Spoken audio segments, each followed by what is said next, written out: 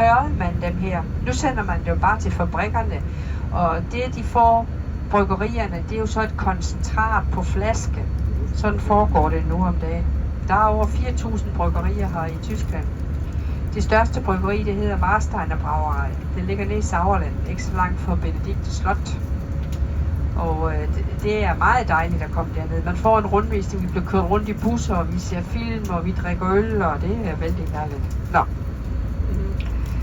Men det land i Europa, der er med til at give øl dets karakteristiske smag, og også at det holder længere.